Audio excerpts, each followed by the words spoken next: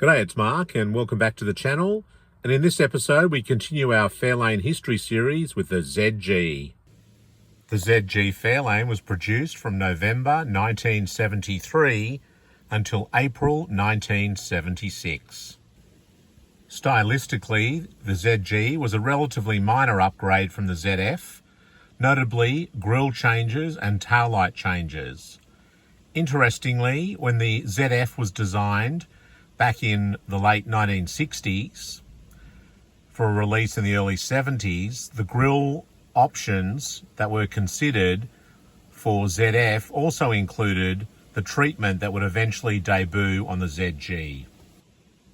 The ZG had a 4 horizontal bar grille at the front with revised taillight lenses at the rear, with a similar crosshatch grille treatment so that the rear matched the styling of the front.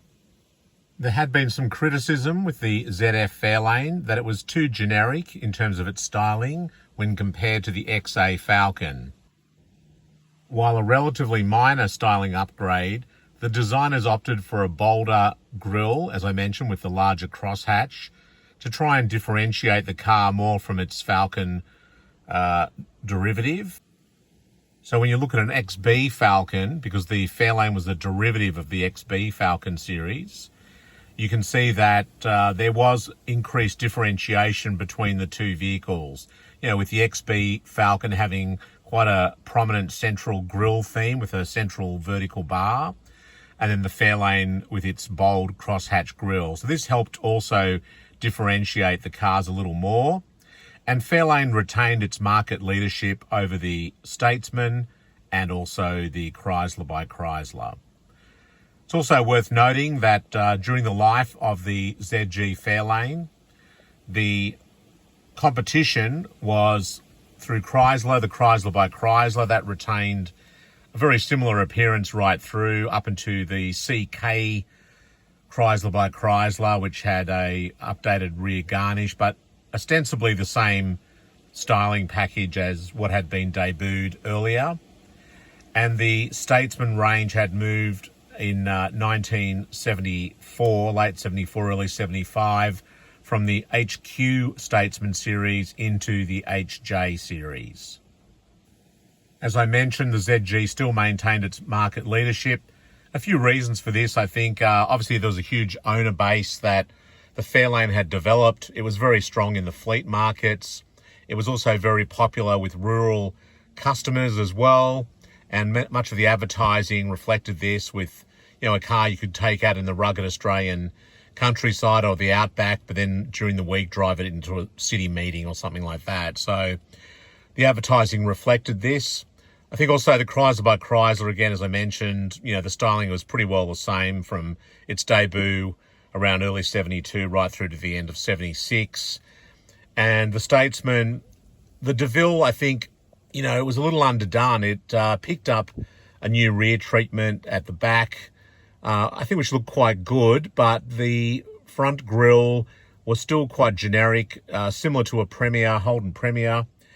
But from a side profile, you know, the Fairlane, for example, had the nice chrome window surrounds, and a base DeVille had, you know, painted door frames, you know, similar to a base Kingswood, a basic Kingswood steering wheel and dashboard. It was very, very almost a custom type approach to the way that car was spec'd up in standard format. And I think the Fairlane certainly provided a more upmarket appearance compared to the HJ. Obviously, when you got into things like Caprices, HJ Caprice, you know, that was a very nice package with the appropriate trimmings, but that then also went up against the Ford LTD.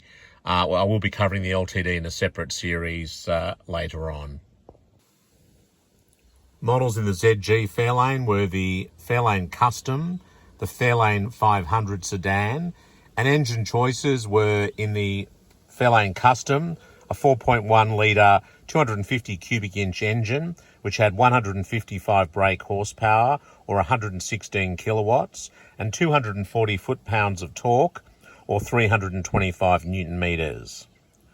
Then there was the 302 4.9 litre V8 that was standard in the Fairlane 500, optional in the Custom, that had 240 brake horsepower or 180 kilowatts and 305 foot-pounds of torque, or 414 newton meters.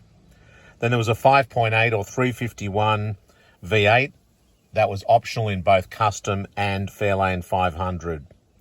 And that had a 260 horsepower engine, 194 kilowatts, with 355 foot-pounds of torque, or 481 newton meters.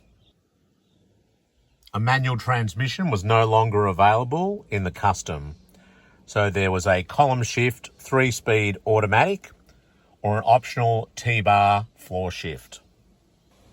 In terms of dimensions, overall length was 198.8 inches, width 74.8 inches, overall height was 53.9 inches, and wheelbase was 116 inches.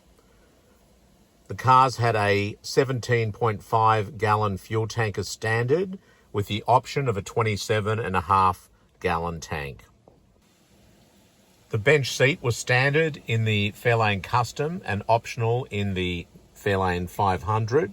The ZG range incorporated a steering column stalk, which featured turn indicators, lane change, high to low beam, and headlight flashes, as well as a horn. The dashboard carried over pretty well from the ZF, and this dashboard design, which was a cockpit theme, was influenced by the 1969 and 1970 full-size American Ford Galaxies. Optional equipment included a sliding steel sunroof, Select Air integrated factory air conditioning, stereo player with radio cassette and 4-speaker system. An 11-transistor push-button radio was standard on the Fairlane 500 and optional on the Fairlane Custom. Also available was a vinyl roof, laminated graduated front tinted windscreen, tinted side and rear windows, electrically heated rear window demister, remote control exterior mirrors. A driver's mirror was standard on the Fairlane 500. Power windows, quarter vent windows in the front doors. An electric clock was standard on the Fairlane 500, optional on the Custom. Variable ratio power steering was standard on the Fairlane 500 and optional on the Custom. Otherwise, you got manual steering with the 4.1 litre engine. There were also other options, including an Outback package, which comprised heavy-duty shock absorbers, engine stone guard, a fuel tank guard, and a heavy-duty air cleaner.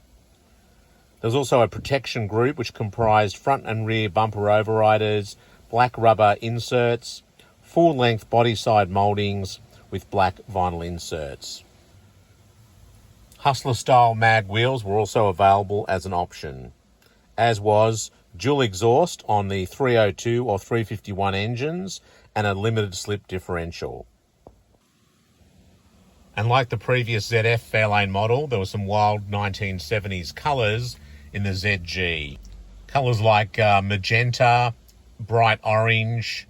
And I remember a mate of mine, Rob, at school, his dad had at one stage a 351 yellow Fairlane with, I think, a white interior, continental white roof, sunroof. I think it had white and brown cloth interior, the factory mag wheels, really cool looking car. I don't think it had it that long, but I remember seeing that thing, wow, that's a really, really cool car. My dad had the 72 Galaxy. At the same time, I thought, oh, that's a pretty cool car he's got there. Special mention goes to a limited edition ZG Fairlane as part of Ford's 50th anniversary celebrations. And this car had a number of features: leather interior, available with a 302 or an optional 351 V8. It also featured upgraded wheel covers, hubcaps, similar to the Ford LTD with a colour-keyed centre portion.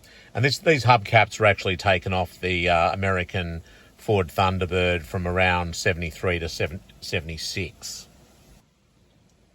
A total of 19,556 ZG Fairlanes were built. Well, I hope you enjoyed that episode on the ZG Fairlane. Please make sure you check out the full Auto History series. If you're interested in Ford Fairlanes, just go to the home page under playlists and you can follow through on the full Fairlane history from ZA right through. Also, if you like Holden Commodores, there's a full history there, Chrysler Valiants, Ford Falcons, and a whole lot more. Please be sure to give the episode a thumbs up. It really does help the channel. Doesn't cost a cent. Hit that subscribe button as well so you don't miss out on any future episodes. Thanks very much for watching. We'll see you next time. Bye. Ford Fairlane, the car built for men who enjoy success. Fairlane, impressive in size, luxurious. Everything you'd expect in a true prestige car. Everything. Smooth, powerful, graceful, quiet. Like a sailplane in flight. Fairlane, the quiet success.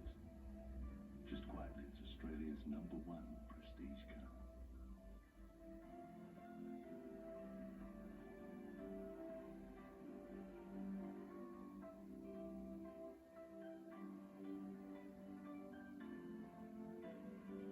Ford Fairlane.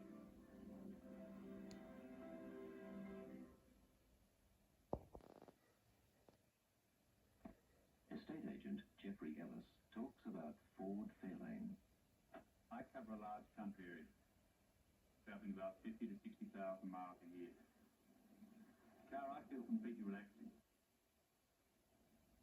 Well, they regard it as a fairly large car. It actually handles like a smaller one. I find the brakes are very good. After 40,000 miles, I have a second set of disc pads, and the rear brakes have only been slightly adjusted. Ride quality directional. I push Fairlane over paddocks, rough roads, and drive it back on the bitumen and feel like just being around the block. The 302 engine has more power than most people would need, and it's very economical. The car has very little road noise, and that's a part of Fairlane that I really enjoy. Whatever you feel you want to do with it, this Fairlane does it. I can work with it, and it's got prestige. Fairlane, the quiet success. Going forward is the going thing. Kevin Rashid, owner of the Wilpena Pound Chalet, talks about Fairlane. I've just bought my fifth Fairlane and it's the best I've had, I reckon. I cover about 30,000 miles a year commuting between Adelaide and Wilpena. Fairlane is a very comfortable car to do the long trip in. Power's ample, the size of the car, economy is good. There's plenty of room for all our gear in the boot too. I take small parties at chalet guests out on tours through the Flinders Ranges in this car and by light aircraft. Without exception, the passengers do remark on the comfort and quietness of Fairlane, even on rough bush tracks. The interior really is first class, well sealed against dust. Yep, I've had a good run out of Fairlane. Not one of them has ever let me down in the bush. Fairlane, a quiet success. Going forward is the going thing. Bill Maher, Managing Director of Avis Rent-A-Car System, talks about Fairlane. At the moment, I'm driving an anniversary edition Fairlane, and many people comment on the exceptional luxury of this car. We have hundreds of Fairlanes in the fleet, and I think that the current model is the best Ford has produced. Avis has 170 rental stations around Australia, 28 in Sydney alone. I move amongst these rental stations, which involves a lot of city driving. I travel interstate very regularly, and I always pick up a company Fairlane as soon as I get off the plane. Fairlane power steering makes the car very easy to handle in traffic and to park. Power is adequate too. So I've driven a lot of Fairlanes, and I must say that the driver comfort and quietness on the road in the current model is